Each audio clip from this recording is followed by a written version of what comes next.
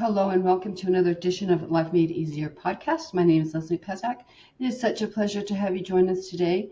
Today's topic is going to be a little bit more sensitive. I want to at first start this out as with like a little bit of a warning because we're talking about sexual trauma in the family dynamics. I'm talking about in the home environments in the homes that we grow up in, and I know that it's that it's a tender subject, but I also do know that it's something that needs to be addressed, and it needs to be addressed in a kind and gentle way that brings healing. And I truly believe, with all my heart and soul, that this podcast is going to be just that people need. And the reason I feel that way is because my guest and I we have some similar life experiences in this, and in the way that we approached healing, and I think that the way that we both approached it really is the key to how we were able to heal it. And it's not that we ignored it, it's not that we blamed anybody, we actually healed it within ourselves first. That's why I think that this podcast edition is going to be so powerful for so many, because it's going to set you free. It's going to set people free of those burdens. It's not going to wipe it from your mind, but it's going to give you healing, strength, and wisdom. And my guest today is Sharon Rolph, and Sharon is a behavioral scientist, and she's a Spark coach, and she has, I think, that one of the most touching stories to share, that during this podcast, I just want her to just flow. And if anybody has any questions, we will address that in the end. But thank you, Sharon, so much. I know that you're such a beautiful soul, and the things you've shared with me, I think this was back in January, February, but this is now May, that we're finally able to get together and talk about this. But I think there's timing for everything, and this is a good time for this. How are you doing today? I'm doing quite well. I've been connecting with a couple people already that have touched my heart, and I've been waiting for a breakthrough, and this is part of where we need to be. Right. I think it's not only where we ourselves need to be, but I think it's where we as a humanity, a world. I'm not talking about people just in the United States. I'm not talking about anything. I'm saying there's one race to me, the human race, and I think that this podcast is really going to help many of them. I think there's a lot of issues right now with pornography, and we need to look at some of this stuff and really come to terms with it. So go ahead. It's all yours. Okay. Well, it kind of started coming to light when I was getting ready to leave Washington State for a job transfer, and close by somebody invited me to a lady's house. There was a bunch of people that had been invited, and I hadn't been there before, but there was somebody there that was giving a prophetic word to many people, and I was one of the last ones that she talked to. And I believe she asked me what was my earliest memory or youngest memory. And what came to mind, I was kind of surprised because I had kind of had a couple flashes of me at some point being scared stiff, kind of like when you blow in a baby's face and it goes real stiff. Well, that's what I had sensed 2 or 3 times, and I don't know where it came from, but she validated that had happened, and that I was in my crib is where I felt it happened. And I don't know anything more than that, other than my dad was standing by my crib, and he reached around the door sill and called for Mom that Sharon needed help. So, frankly, what happened that made me be scared stiff, I have yet to know.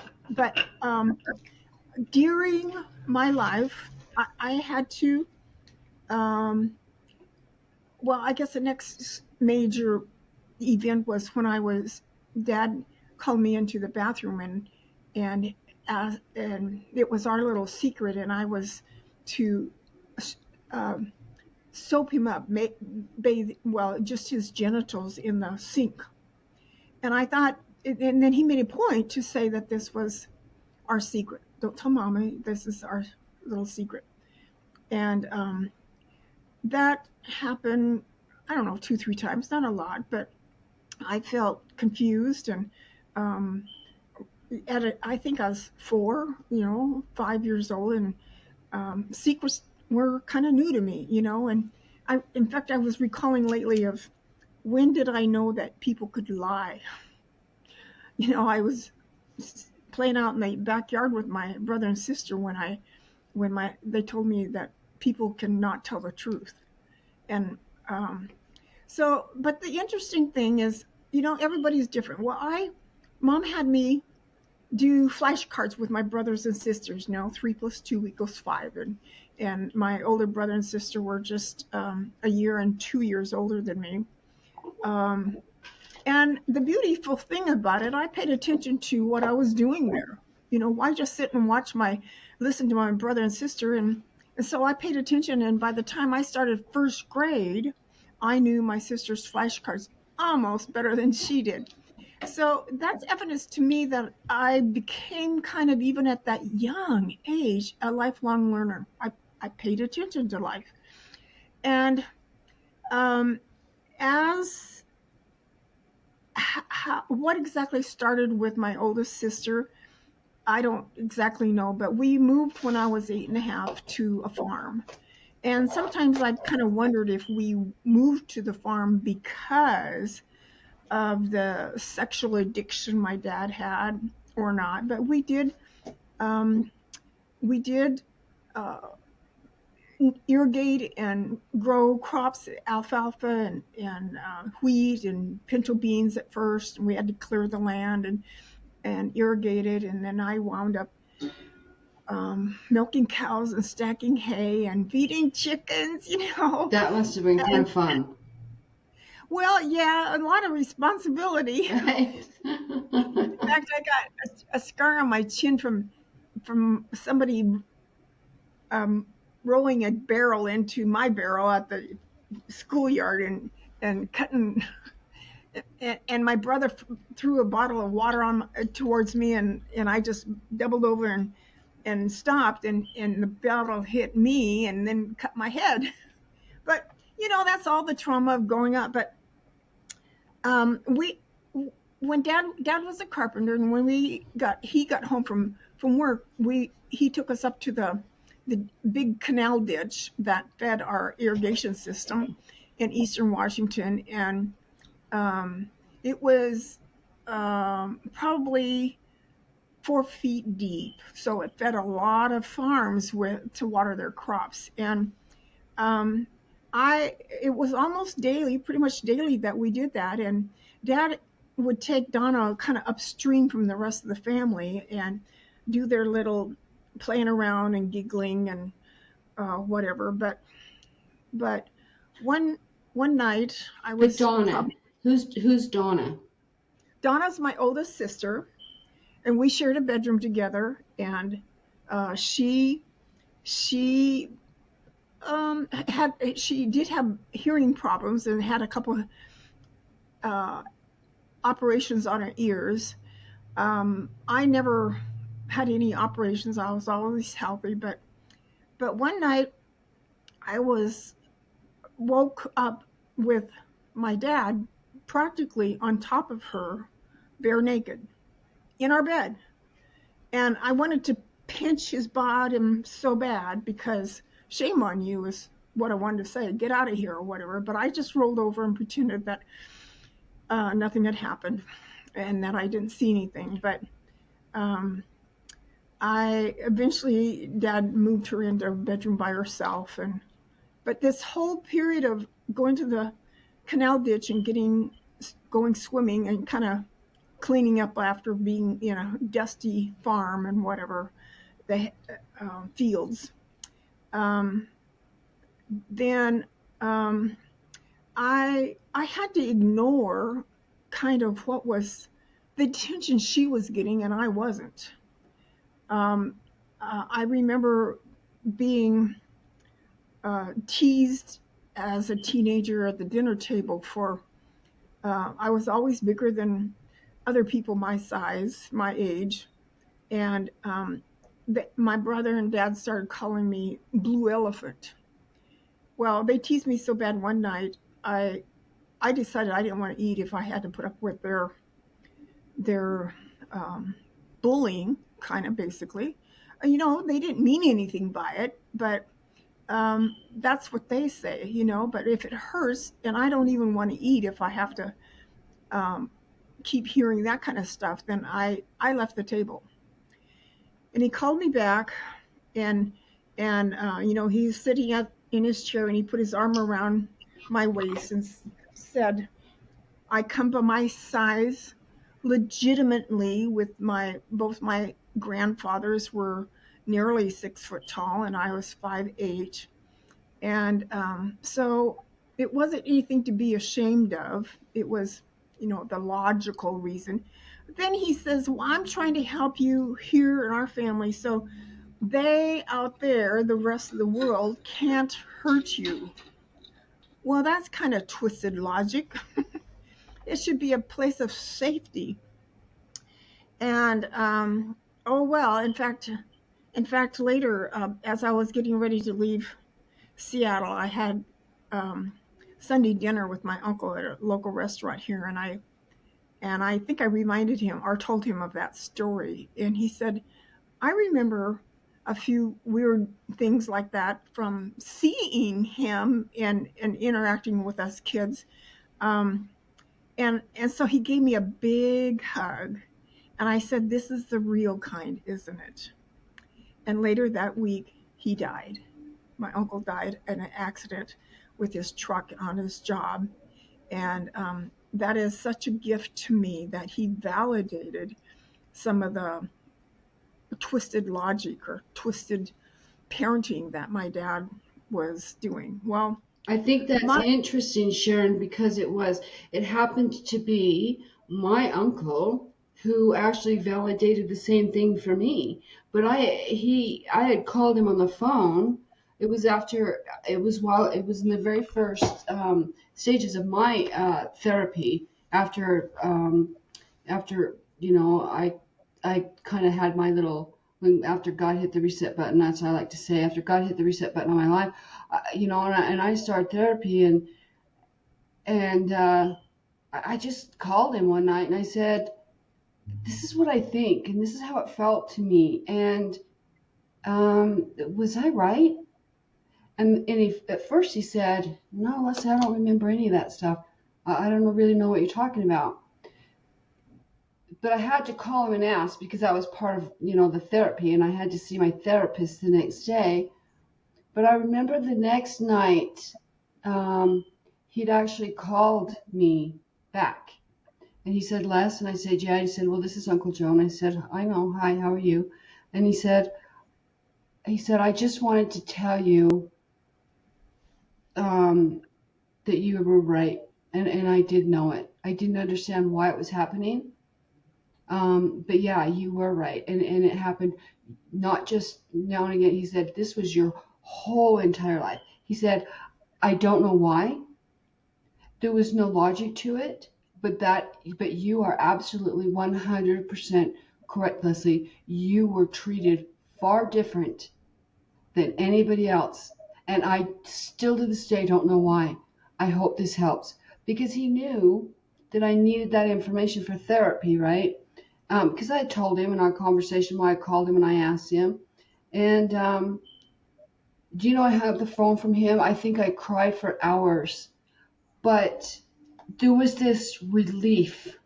There was this pressure. I don't know. Just I don't know if it was the same way for you, but there was this unbelievable weight that came off of me, and I just remember crying. It was like confirming all of those things, that there's nothing wrong with me. There was nothing wrong with me. It, Yeah. did you I did you have any like when he did that, when your uncle hugged you? well, I had at times with the therapy I was going through was mostly through the college classes I was doing, but there were times I went to church and I gave people hugs because I needed hugs. Right. I got hugs by offering them. Um, so, and I remember going to church one time and feeling like I was just so fragile, like an eggshell. And I thought, if anybody comes up behind me and says, boo, I'd crumble on the floor. I Right. was that just fragile. But in my teen years, especially I guess around 14, 15 years old, on the farm, as it was getting dark, Dad would sometimes call me off into the shadows and have me masturbate him some more. Um, but I hundreds of times said, thank heavens he keeps his hands off me. And I decided that to be safe, that I needed to uh, get focused, double down, get good grades, be obedient, and don't rock the boat. And that pretty much worked for me. That was I wanted to be invisible.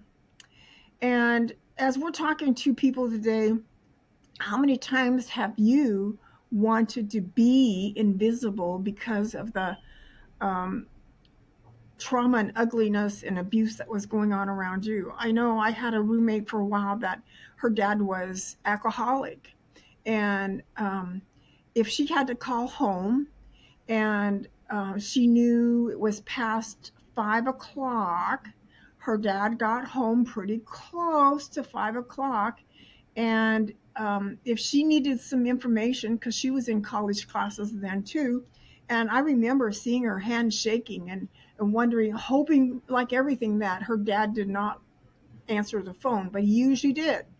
And then it was always um, not exactly a game, but tug of war, more like, of getting the message she needed or getting the word to her mom or vice versa. And I've come to uh, understand this last year how much trauma we've all been through. I had a man come on my loneliness to resilience program that had, I don't remember what the initial um, trauma was, but I believe it was a stepdad that treated him awful. And he went on to become quite the alcoholic and used a lot of drugs for pain. And he wound up falling onto a glass table and was in the hospital for months. But he taught me a lot about trauma and helped me really open up to the fact that high percent of us have been injured from and we make valid judgments from a young immature mindset. Is why is this going on? And yeah, like you said, it wasn't your fault. Somehow my parents, another part of being different is um they seem to treat me a little differently. And up until just even um 2 3 months ago, I was almost ready to ask my two younger sisters, what was the family rule about me that I seem to be ignorant of? And I finally have let it go. But different in that my spirit was gentle. I was always obedient. I I wasn't mischief. I wasn't cutting corners and on the farm there's a lot of responsibility, and I've always been one that you can count on. Mm-hmm. Yet um, The only thing I can that makes any sense is I remember standing in church as a 4 or 5 year old, and I grew up in a church that believed in speaking in tongues and being their word of knowledge, and this one service, at the end of the service, there were two women that gave a word to the public, and I could tell one of them was true and one was false. A preschooler. And my mom explained to me later that that was discernment, that I had discernment. So maybe that's where this treating Sharon differently might have started, because that's pretty unusual. Um, oh, by the way, using the flashcards with my brother and sister, it helped me skip second grade. I was always glad I wasn't in that class behind me because they were more immature. But it turned out that when my sister had her own bedroom and whatever, and she started using a diary some, and I happened to pick up her diary one day and read 2, 3 pages, and she said she knew she was pregnant, and she wondered how Dad would take the news, and wondered if it would be a boy or girl. And at that point, I didn't read anymore. I was kind of almost shaking even putting it down. Do you But remember how old you were? um, I was probably 15, probably 16 years old. How old was your sister? Well, she would have been. She's 3 years older, so she would have been 19. I believe she was. Well, I'm not sure she was still in high school or not. I don't. No, I don't think she was. But it turned out when my younger sister Barbara got married, they didn't go on any honeymoon, but they were walking through their house in the afternoon after the ceremony, and she mentions to me that I don't know all there is to know about Donna and Wenatchee.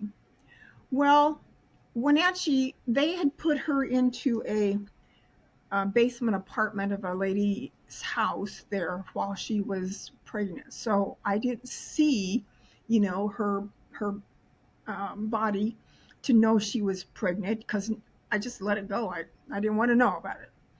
But it turned out that, her husband then said, leave it there. Don't say any more. Leave it there. And so she just dropped a seed of something for me to deal with later. Well, it was about 15 years later that I decided I was strong enough to handle the truth. And God reminded me of having read her diary. And that's what's Donna and Wenatchee. So this gentle, resilient kind of, it was a good thing, I think, that God saved me from really knowing the truth. But as a student, I was always good. I always was diligent about doing my assignments, and I was pretty much B plus student, and at that age didn't feel too tarnished or broken. I do remember a few times thinking to myself, if you really knew me, you wouldn't love me. But I imagine a lot of kids do that. And I probably felt that way even up until maybe 40 years old. And so it's been very important to me to learn to love myself. So And I just want to go back for a minute. When your younger sister got married, she was going through her house, and your oldest sister lived in the basement? no, Donna had been moved to Wenatchee, and the baby was born someplace there in Wenatchee. And Dad would go to. They tell me Dad went to Wenatchee at times to have dinner with her, and whatever, um, and then come back home. And I wasn't living at home then. I think I'd left for college by that time. So it was all that weirdness going on of, yeah, Dad and Donna being an item, basically. So did your sister keep the baby? I asked her later while I was in my master's program about that. I said she was trying to talk to me a lot about her Jehovah's Witness faith. And I said, I wish you'd respect the fact that I have a faith. What I'd like to know is you tell me more about your relationship with Dad. And she told me about standing at the counter in the courthouse, um, giving the baby up for adoption. And one of the questions they asked, do you know who the father is? And he was standing right there. And she wanted to yell, it's him, it's him, it's him. But you don't do that to your dad. So later, many years later, my brother did try to find this, half brother, and was never successful doing that. But yeah, it was a boy, and she gave it up for adoption. So I had never wanted, all my years, I never wanted Dad to walk me down the aisle. When I was about 38, 40, I did buy a wedding dress because it was my expect a miracle plan. I always wanted to be loved, but I rarely dated. Um, I basically thought it was a waste of time. I haven't met very many interesting men, handsome maybe, but I kept my distance, and we've been, excuse me, preached to about all men want is sex, and in fact, when I was in fifth grade, our after school class did a outing at the roller skating rink. And the night before, Dad gave me a big lecture about somebody coming up that you don't know who they are, and they're going to put their hands on you and try to help you skate and all this. And be careful, and you never know what they're up to or what they want or where or go and all this, and scared me spitless, But I decided to go ahead and go because he left the choice up to me. And I put my roller skates on and had them on for about 10 minutes, but I was afraid of what might happen, And it took me a few years to realize he was the dirty old man that he was preaching to me about, making me scared. So all the more, suspicious of men every time I was around him. I be careful, all of this. So I have never married. I am 77. I went on to get a master's degree in behavioral science. And what I liked about behavioral science and some of the books that I've read about is that everybody has, I believe, a nugget of gold in them, a value and a greatness and a uniqueness that is beautiful and gorgeous, and they're a gift to the world. And I'm trying to be that for the world myself, but I also want to bring out that uniqueness and beauty in others. And so what saved me was both my faith and my self-help books that I read, and the college classes that I was in, because they helped me process that pain. And like I remember one of my classmates was, I was talking to my dad. He was pretending to be my dad, and what would I have to say to him? And it was hard to do, and kind of choked over my words. But little by little, I've come to realize that we're all doing the best we know how. We're all less than perfect, and somehow God loves us anyway. And I still have that wedding dress. I need to lose about 20 more pounds to get into that wedding dress. I may never get married, but I have a hope. One of the verses in the Bible I like a lot and live by is nothing is impossible with God. And He delights in us being happy. And in fact, I've just started trying to figure out how I can help people raise their desire for joy and happiness. Um, Healing that trauma behind you is worth it. Knowing how God made you to be, um, the beautiful, talented um, person with the values. Okay, well, what made a big difference for me in retirement is living every day by what matters to me.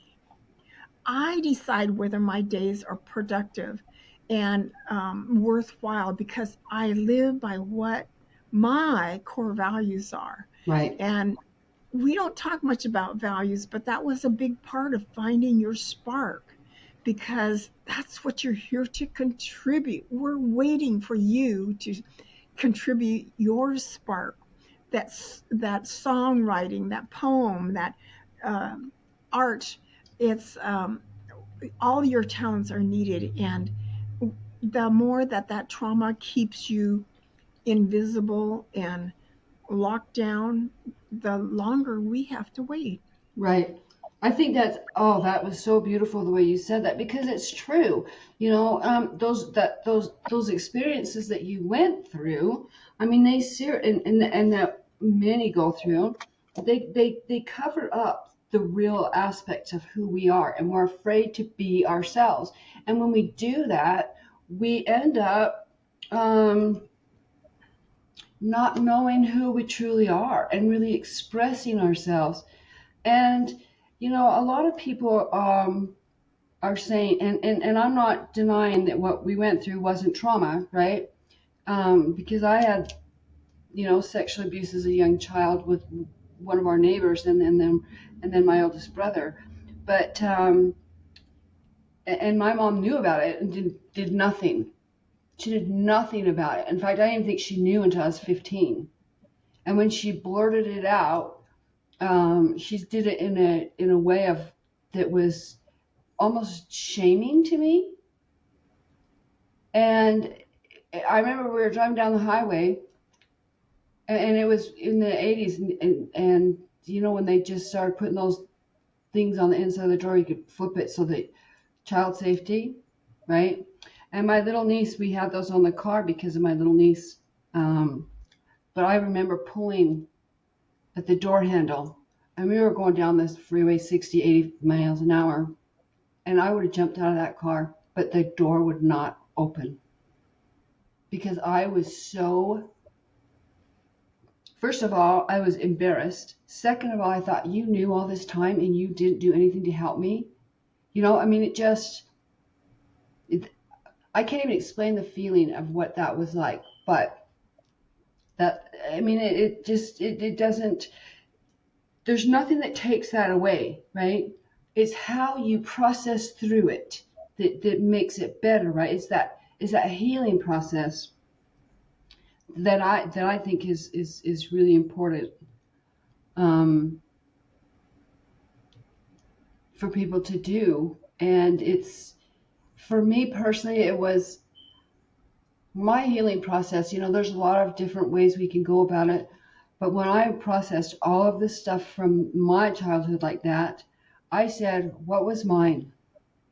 What part of that was my responsibility, right? And what part of it wasn't? And when I say responsibility, I mean looking at all of the aspects. I was a 4 or 5-year-old child when this happened, with a neighbor. My responsibility was to have, maybe I didn't tell anybody, I should have spoke up about it. I don't know if I did or if I didn't, but I took responsibility saying maybe I didn't tell anybody. But then I also took responsibility and said I was just a little girl, and then all the rest of it that needed to be on that other person's, for the other person to deal with, they dealt with it. And I remember when I went to therapy and when I was 40, I wrote letters to these people. And I actually looked them up in the phone book and sent them. And people that had passed away, I sent it to the mortuary. I wrote their names on it and I said, in care of, right? The mortuary, but their names were right there. Sometimes I think, oh my gosh, what are those morticians thinking? I wonder if any of them read them because a lot of them went to like the same freaking place, right? Um, but yeah, I think that helped me. What helped you with yours, with your healing? Um, well, the self-help books were a big one of the books that I read actually twice was called Liberating Greatness. And the title kind of sounded a little preposterous, but his story was amazing because in grade school they considered him a having mental challenges and maybe uh, special ed classes. And I don't remember whether he was dyslexic or what exactly, but he school was a real challenge, and yet he went on um, to high school and graduated. I don't remember if he had honors or not. He's now passed away, but he became a patent attorney. Well, that doesn't take. I mean, that's more than a dumbbell. It takes a Right. lot of determination. And later he went on to he did get into alcoholism, and it didn't last too long. He figured out that didn't want to be that kind of man. That it only lasted 2-3 years, but he did go through AA, and he appreciated how much they gave to others to help them heal. And he he developed some kind of pathways to um, greatness, or something that groups of people would go and preach or teach on becoming a better you. That to be a lifelong learner was a good thing, and to uh, be the best that you can be was effort well spent. And his first wife died by standing on a corner of a downtown city and being hit by a bus.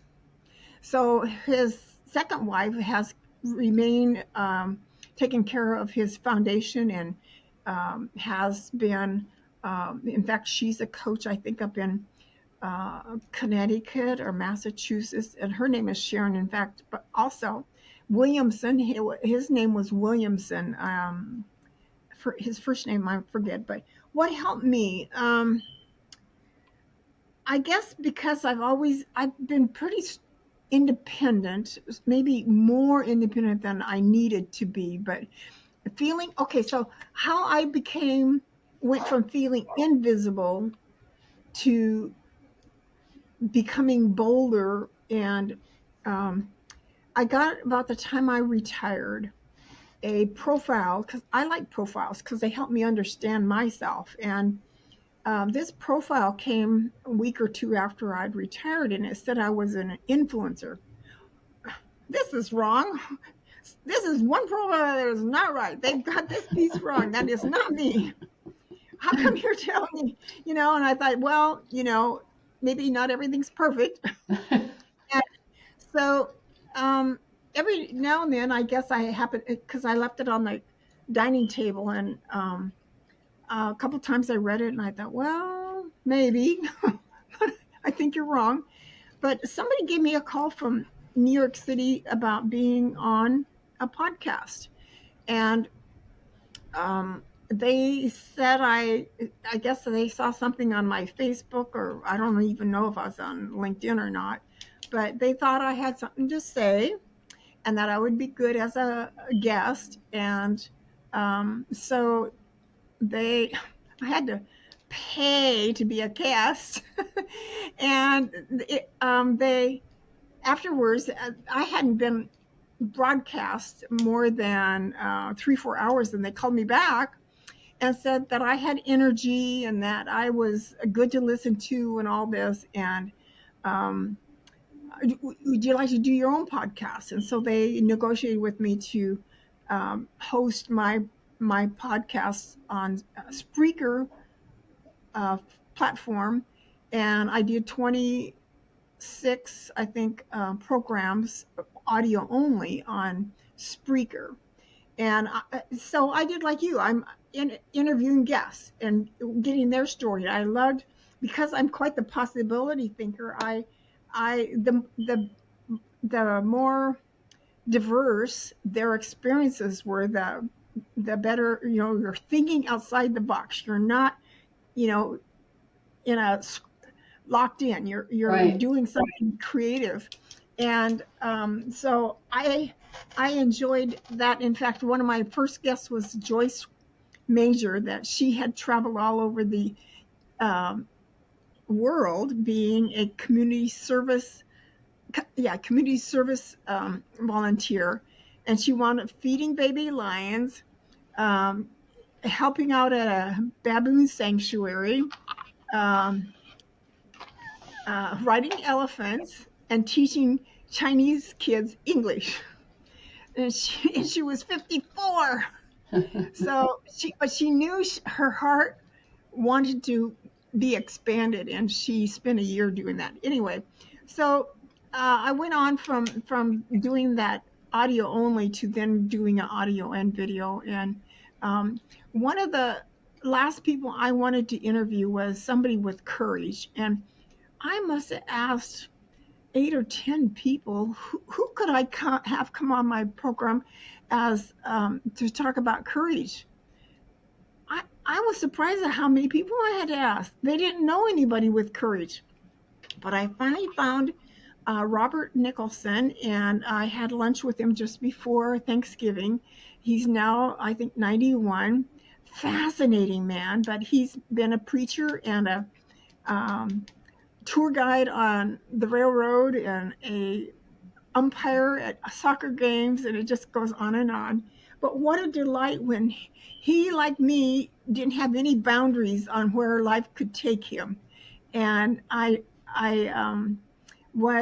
have since become Queen of Courage myself on Instagram, and I try to encourage people to be courageous at least once a week, and face life with a lot of faith and gumption, I think is a good word for it, or grit, that you face life with um, determination. So I think that's wonderful. That's just so beautiful. Thank you. So, how, after you left home and everything, um, did your mother ever talk about what happened? not really. She seemed to, um,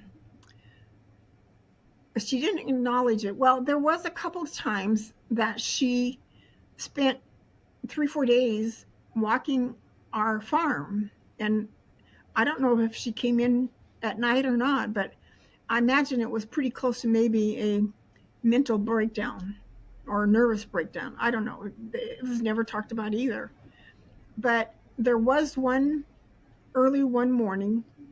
She got us all out of bed at about 5:30 in the morning, and had us go outside, and we had to vote on whether Dad should leave or stay.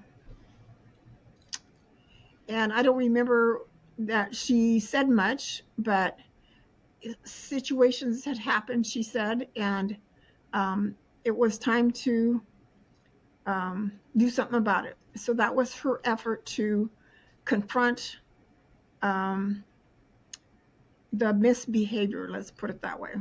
How old were you? And I was probably 15 or 16. And I remember standing outside, chilly and cold, and wondering why we were making such a heavy decision. And I also felt like, how do you vote against your dad? After all, he was a moneymaker. She wasn't working, or if she was, it was just part-time at the grocery store up the street. So a heavy choice.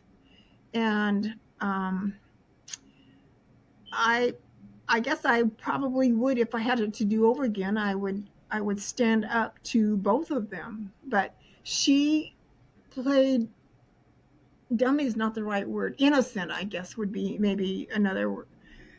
But um, Do you think that I think that back? I don't think. I think with what might have been happening back in those times, people just brushed things under the rug and pretended they didn't happen because they didn't really know how to deal with it because they felt stuck.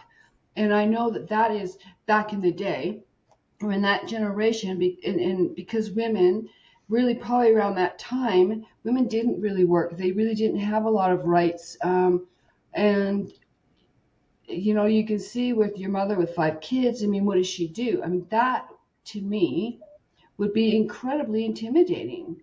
I mean, what do you do? But the courage that it took for that woman to pull on the outside mask, right? That had to have taken a lot. And she must have been freaking ripped up inside, right? She had to have been. I mean, there's no other explanation. But also, I think it took a lot of courage for her to do that. I do. I do. But, and taking, and I know that why I say this is because I know that there's got to be a lot of people right now that will listen to this podcast. They feel like they're stuck or they're backed into a corner where they really don't have the option. Maybe it's a stay-at-home mom. Maybe it's a husband. I mean, I'm not going to say that it's apparently, men and women, are perpetrators. So I'm not gender specific, but sometimes we can feel like we're stuck in these situations that we just don't know how to get out. There's no option, right? There's no option. So what would you say? I mean, there are options, but again, imagine all you know is this is how it is.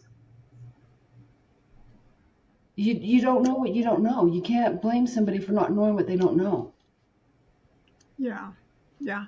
I listened to a video just a couple days ago as part of some therapy I'm going through now, and it was on YouTube. It was by Carl Jung, Jung, and the title was something about 5 ways you know you're dealing with a manipulator. And I really intend to go back and listen to it again because I think there's somebody in my family still that is a manipulator. But the whole um, it kind of resembled close to what a narcissist is, but I kind of want to help myself understand the difference. But all the cowering down and trying to help somebody else be happy or being under their control was what I was really getting out of it. And I thought, thank heavens, I've never been in a situation where I felt like I was being controlled. Um, that certainly would have been a big difference in my life. But I was always pretty independent. Um, I've always stood on my own 2 feet. I've always um, valued myself as far as being able to stand on my own 2 feet. Um, I've invested in my college classes because I knew I was worth it. And bringing out the best in people is such a delight, and why I'm doing what I'm doing now. I've created that process of defining my spark or my essence is something I want everybody to know, to how they are unique and different and the value they bring to this world. You're alive and you're here to contribute from the best gold or diamond that's inside of you. And I haven't shared my I I I was taught it as being an essence statement, but I've renamed it to be spark or inner spark, or kind of feels like your GPS or your DNA. And I feel like it also brings a little bit of heaven on earth because it feels so perfect for you. Here's mine. And when I shared it with my class, feeling like I was sharing my soul was just an amazing feeling. I am precious jewel of wisdom. I am colorful collaborator, motivator, and learner.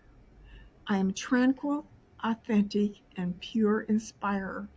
I light fires, and I'm here to help light yours. The treasure is inside of you. It's right there. And that's where your spark comes from. And I help you unwrap it. Discover your spark, rekindle your joy is my course. That's amazing.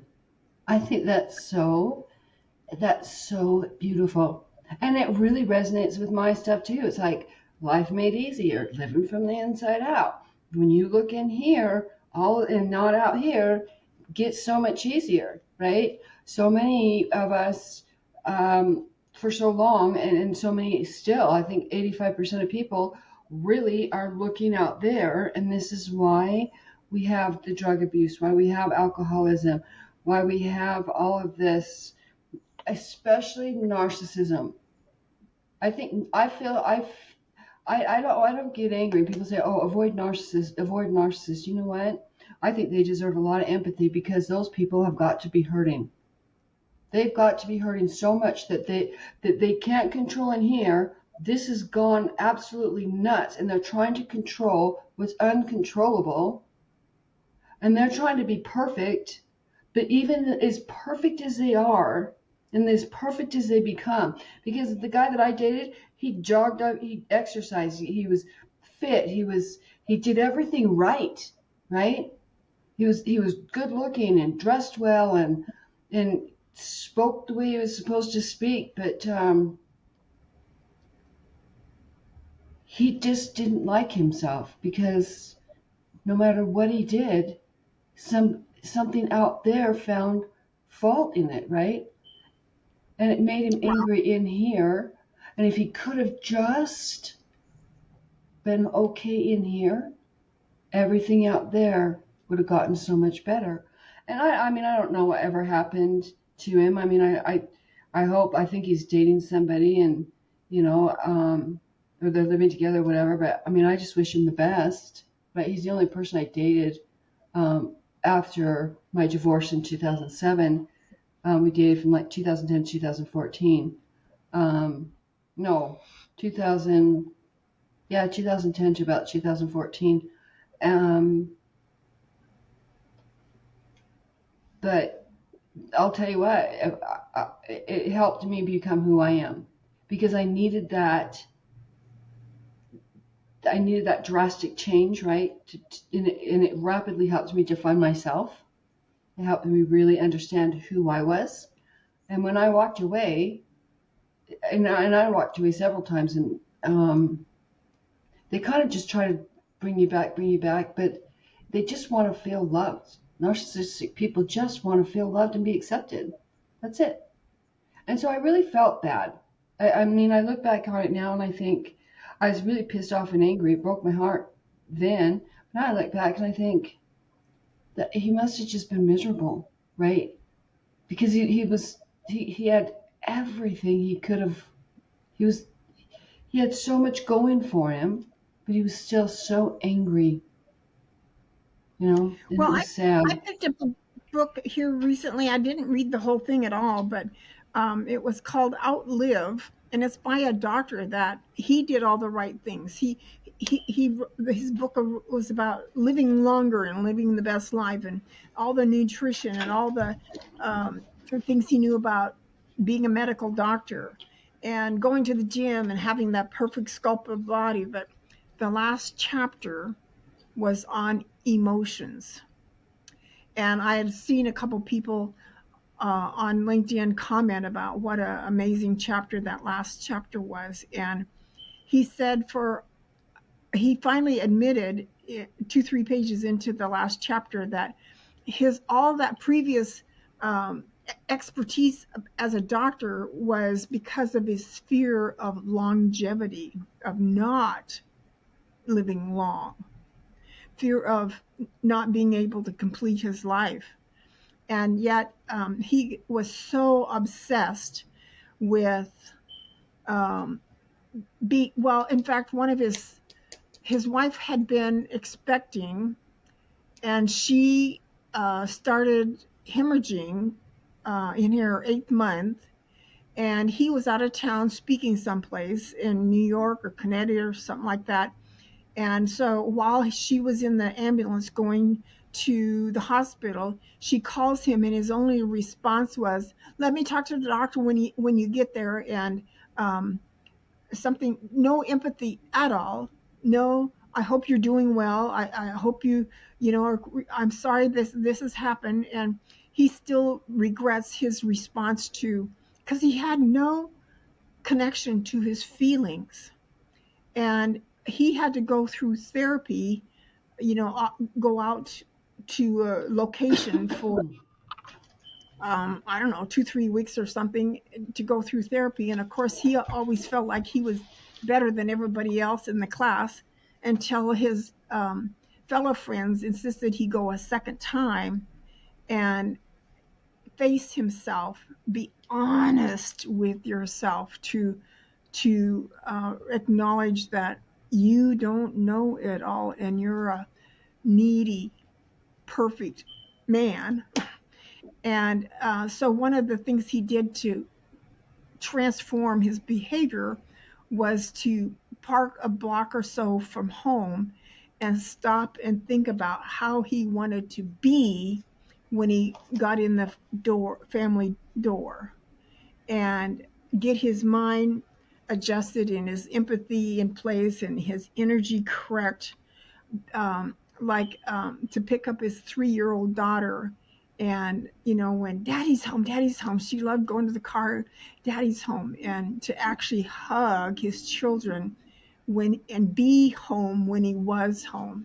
The author is Peter Attia, and that I love that chapter because it's such an honest, authentic um, account of him and his transformation. No matter how, I don't know whether he called himself a narcissist or not before, but to make that change and value his family and value others as much as he valued himself was pretty touching.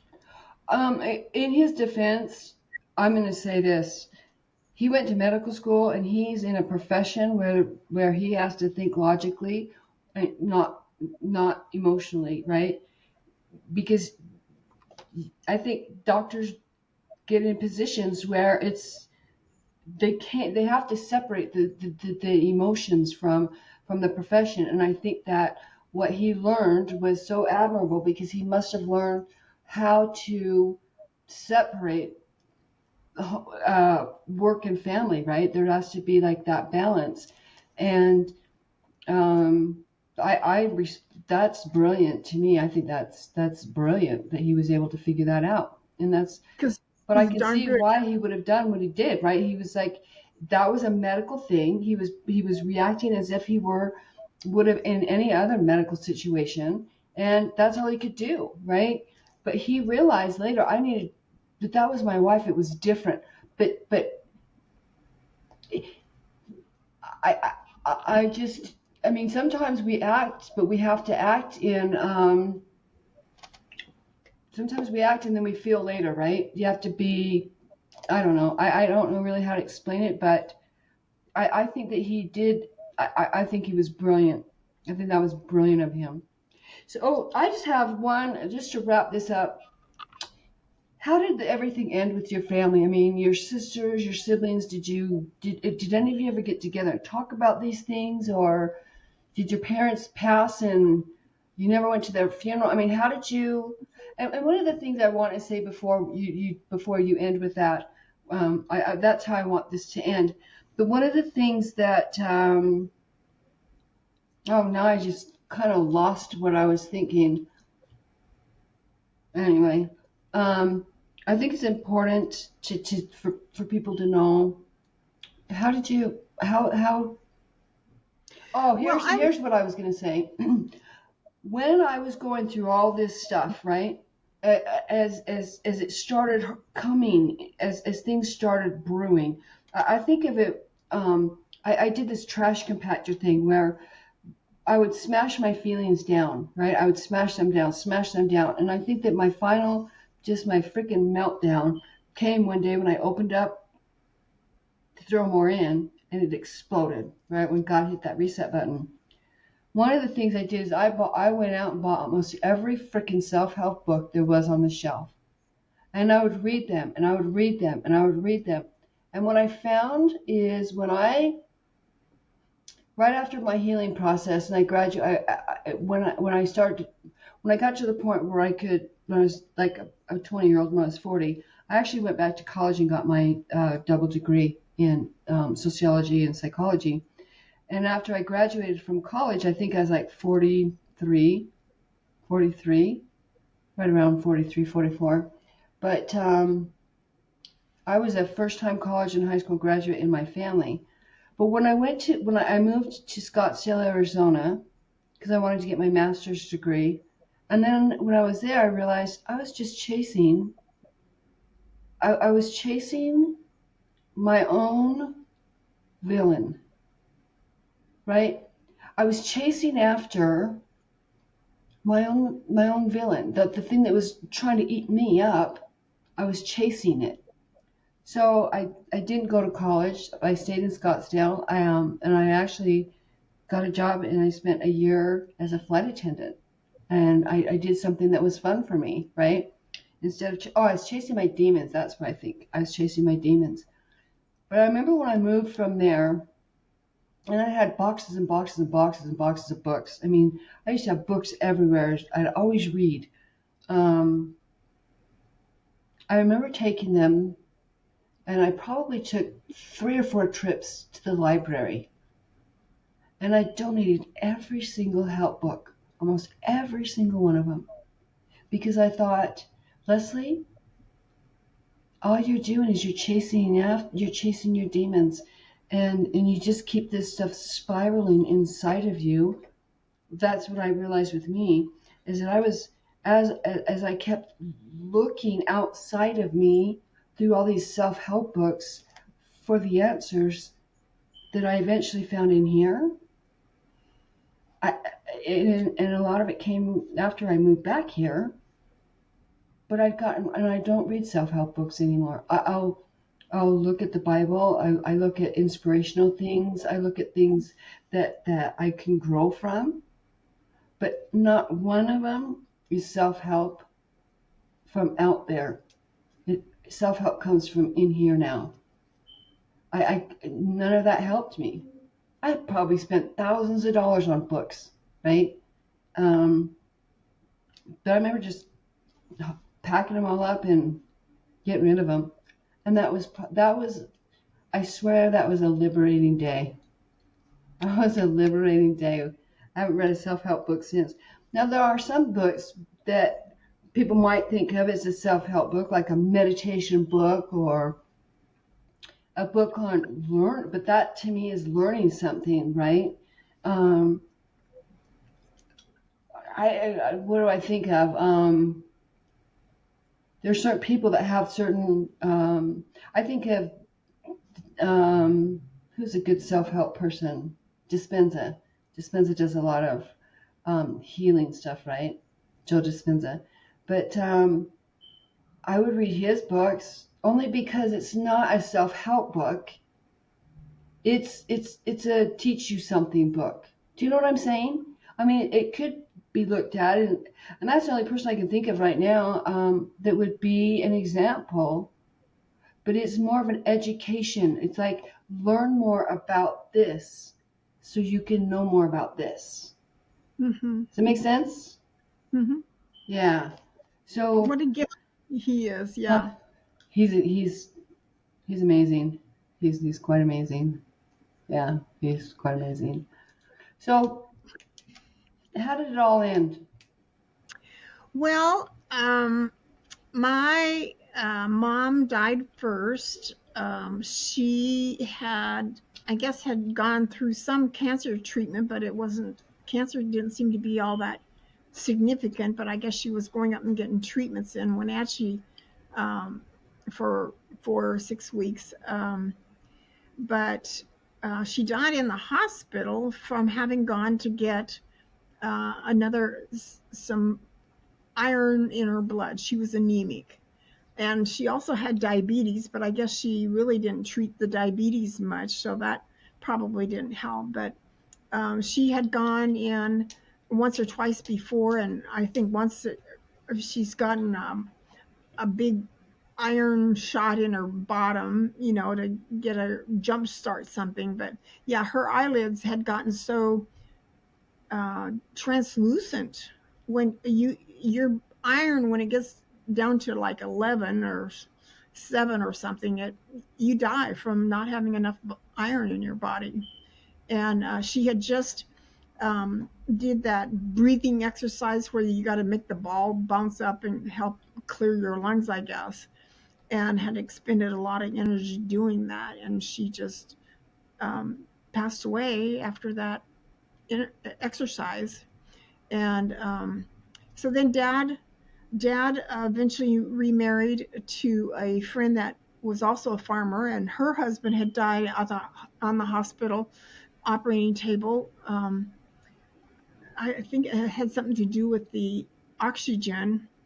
Um, so that was a surprise for his wife. And then they were Christians also, and dad started dating her and then asked her to marry him. And they were together, I think, about 3 years before he developed quite a he had a heart surgery in Spokane. And I don't remember what that was about because I was not living in the state at the time. I was probably in Tampa or Dallas. But dad um, what my sister took care of him before he passed away. And I remember the one time I confronted him in trying to get some healing was I was towards the end of my master's degree in behavioral science, and it was a Thanksgiving weekend, and I was determined I was going to say something to him. And so I caught him out by my car before I left, and I said, well, why are we not close? I said, is it because he was a carpenter, and by that time I was working in data processing? Is it because I make more money than you? Is it because I went to college and you didn't? Is it because I don't know? I named off 4 or 5 things, and he just kept saying no, no. He had a way of doing this with his hands. No, never did answer.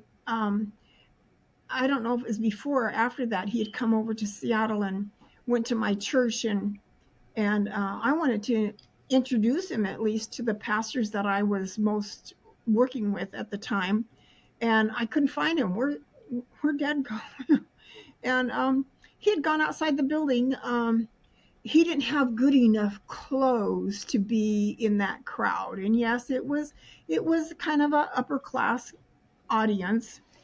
And so he had scooted out as quick as possible, probably trying to look invisible. And it really kind of irked me that his self-esteem was so low, or well, he judged himself. Comparison is such an evil thing because it makes us feel bad about ourselves. And apparently that was what he was doing. So that's the only really confrontation, and then a kind of a disappointment that I couldn't have him meet my pastors. But he there was any both my older brother and sister passed away from accidents. So I'm now the oldest of 3, and my next younger sister, I have reason to believe she was traumatized too. I I asked her about it once, and she told me a story that didn't sound good at all, but I didn't pursue it more, and I wished I had. But I actually texted her something here about a year or two ago as to whether there was more to her story, and she just retorted with, "I thought you got over that a long time ago." So she didn't answer my question, and she's had rheumatoid arthritis for decades on disability and is lots of pain, and she will not um, for all the self-help I've gone through and how I've um, lived on my own. She wound up having 5 kids, and her life was full of drama. But she's doing the best she knows how. So I have to um, leave her, love her in where she's at. But I still pray for her every morning and every night for God to bless her with healing virtue, healing energy. And what about the youngest? I think there's no reason for me to believe that she was affected at all. Her and I are best friends, and um, I, I've never seen anything significant that makes me think that she's anything but a wholehearted, loving lady. So she wasn't affected by it. And you two ever talked about it? I don't know that we have. I haven't had um, reason to talk to her about it, but we, when it comes to Thanksgiving and Christmas dinners, um, the middle child, the one with rheumatoid arthritis, she's always late, and she still brings a fruit salad every year, or her Boston baked beans that she fixes to our reunion functions every couple years. So So there's the three of you girls left, and you never married. nope. Do you think it affected your relationships with men or any of I'm that still I'm still a virgin. at 77 years old? Your second sister that's still alive, did she ever get married?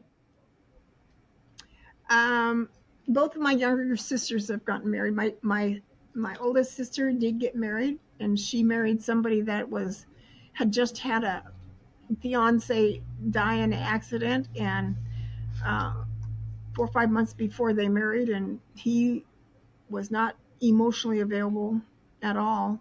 He's still alive, but when she died, it really traumatized her kids because it's sudden, gone, and I think it's a blessing to have a quick death because you don't have to Yeah. suffer. But it sure shakes up the kids because she was the rock of the family. So your older sister went off to get, she went on in life and she was able to get married and have children. Hmm. So all of your siblings went on to get married and have children, and nobody really spoke about it. Do you think that there was any, like they talk about generational things that just carry through? Do you think that your stuff with your family stopped with your dad? Um, it seems like I've I think there's been some careful um, assessment maybe that is not continuing, but uh, with especially the 5 kids in Barbara's family. But I don't know anything for sure about that. Yeah, that's worth keeping your eyes open for. Yeah. Sharon, I want to thank you so much for sharing your story and letting people know that this happens and people aren't alone and you just keep all you can do is really grow and you You were such a leader and such an example of make sure you take care of yourself. You have to take care of yourself. You have to know who you are and do things for you, about you, and because of you, because this is your life. And that's what I think that you did. You didn't fall prey to victimhood. You took the bull by the horns and you went forward. And I Yeah, I just want to say thank you. I, I did the same thing. It's not an easy path to do. Um, it's not a path that everybody just welcomes you. You don't end up with social skills that makes you the most popular or the most jovial, but it does make you the most compassionate, and you are the one that people come to when they need stuff. But when have you? But you have to be that way because you build this stuff within. We build our stuff within ourselves that makes it so that we don't ask for help. We just move those mountains ourselves, right? Um, so part of that path, I think that when you take this road, which I think is the way everybody should go, is that you learn how to move your own mountains, and that are that you're able to take care of yourself. You don't necessarily, and that you can be there for other people because not everybody's that strong. But that strength comes because you've always taken care of yourself, right? I think that's heroic. Yeah, a lot of people are are stuck because what will other people think? I don't care what other people think. You know, how do I think about myself? And when you know that you're doing the best you can, I did. Okay, so with promiscuous sexual things, they say either people become more promiscuous or they become fat. Well, I became fat because that means I wasn't attractive and people would stay away from me. My sister, her husband spent 22 years or something in the military, so she was around men and she was promiscuous to some degree. How much? And I think she took money for some of it, but like I say, we're all doing the best we know how and getting love and attention. And um, so when I retired, I was 245 pounds, and I'm now down to 193. So um, I think I need to be about 170, 75 to get into that wedding dress. So I still have a goal, ways to go.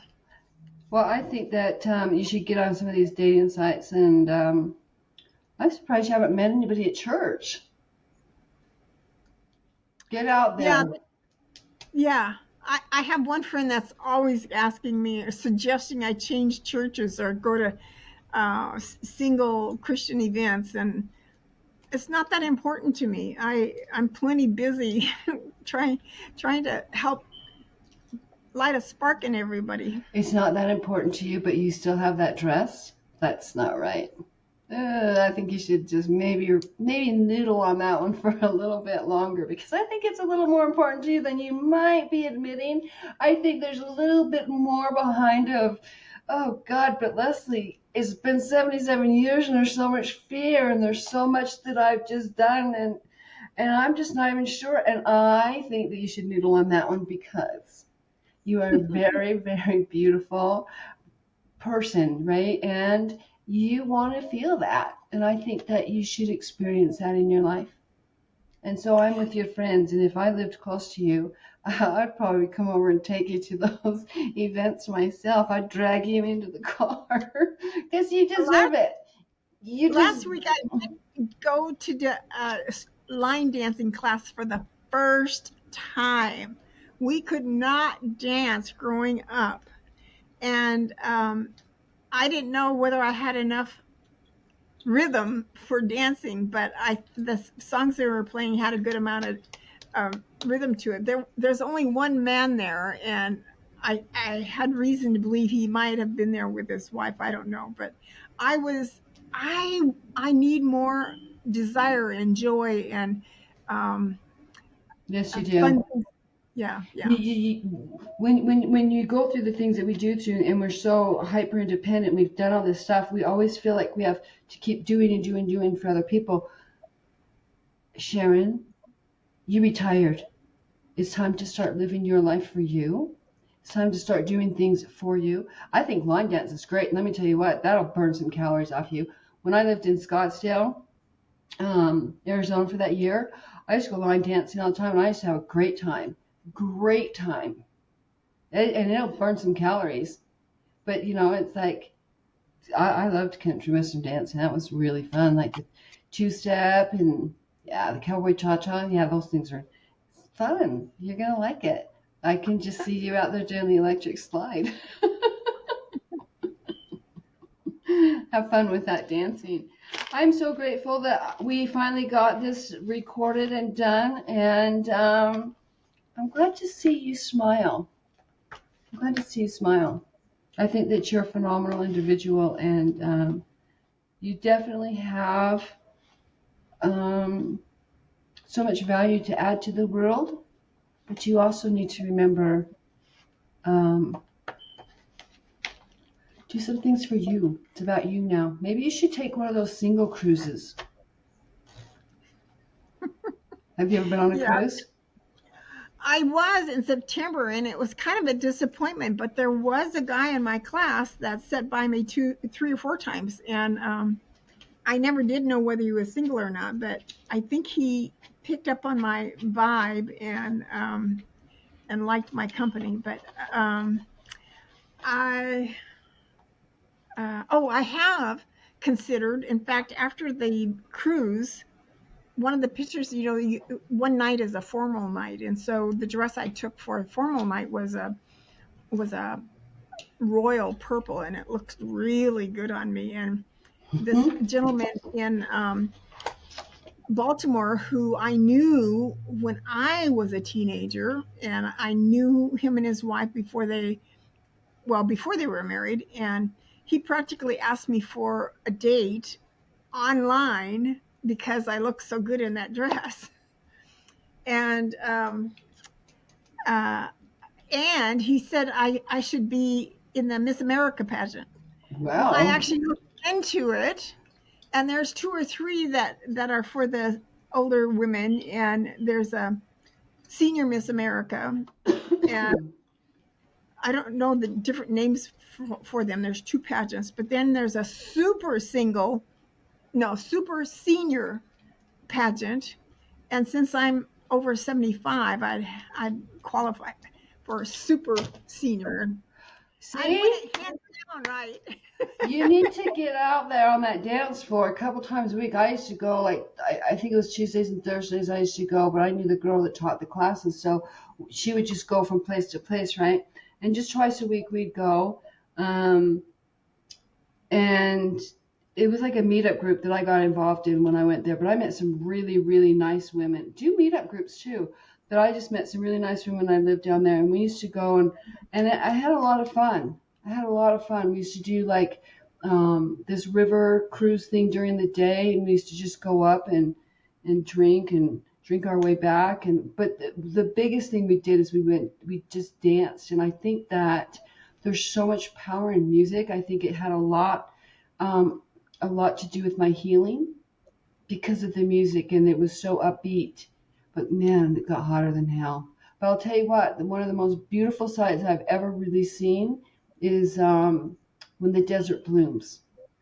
When the desert blooms, it is so, so beautiful. And it's almost mirrors when the ocean blooms, right? You kind of, the cacti look a little bit like the same things that grow in the water um, in some areas. And if you really think about it, they reflect, right? Because we have, um, oh, what are they called in the ocean? I want to say stalagmite, but they flower, right? And so does the desert. So to me, it was just like it was beautiful for me to be able to find that comparison, that familiarity of dry and I don't know. Anyway, that was my whole thing.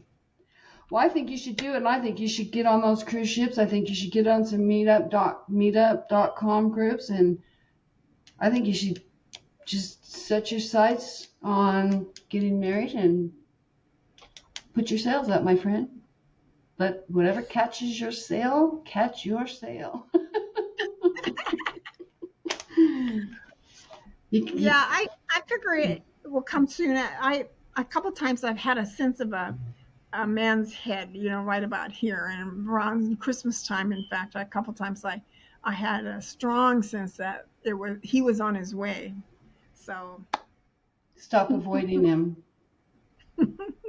Stop avoiding the fact that God's saying it. Here he is. If you want him, you got to just feel like he's there, right? And it's hard. I'm going to tell you, Sharon, I haven't dated really since 2014, and I've done a lot of work to get to heal. Had to heal a lot of really, really serious stuff. And it's hard to let people back into your life, whether it's friends or and especially like a partner you're going to share your life with. It's tough to make those decisions, right? It's really tough. But God didn't put us here to be alone. And they keep reminding me that, Leslie, you're not meant to be alone.